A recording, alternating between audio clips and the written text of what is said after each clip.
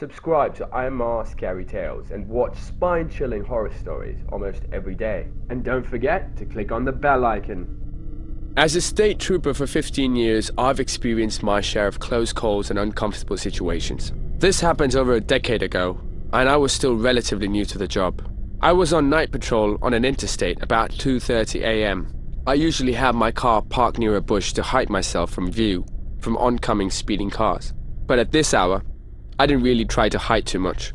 I was moving my car and pulling into a gas station that sat on the side of the interstate. It was closed, not because it was late, but rather it was temporarily out of service. I noticed two cars parked in the lot next to each other. There was nothing immediately suspicious about this, but I kept my eye out just because strange things happened at this hour.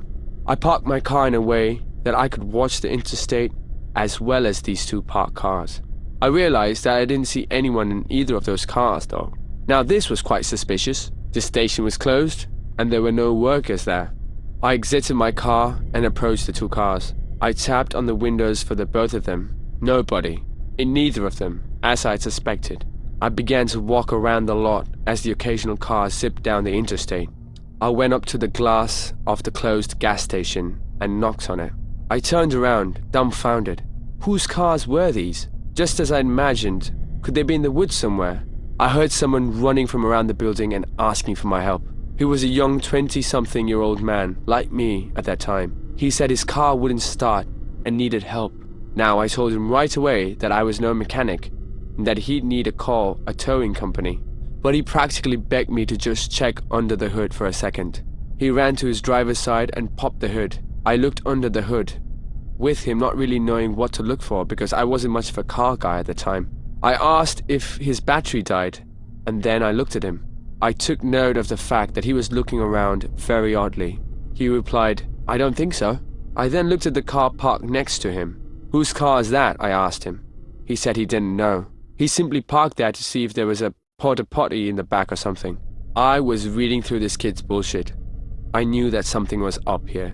As I looked back at the guy from the two cars, I saw him looking back at someone or something. I turned and saw another guy approaching me with a knife in his hand. I holstered my gun and aimed it at him. He dropped the knife and put his hands up. They both did. I immediately called for backup while keeping the two at gunpoint.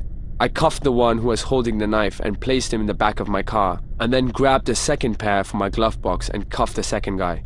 When backup arrived, I went to the back of the gas station where the first guy had originally approached me from. What I found there still holds up to be the most disturbing thing I've ever seen in all my years as a trooper. There were two fresh dead bodies wrapped in garbage bags, cut up in two pieces. Each to fit in the bags. Along with them was also a shovel sitting in the concrete by the woods. The two were planning on burying the body somewhere in the woods off the interstate, and it seemed they were in a hurry.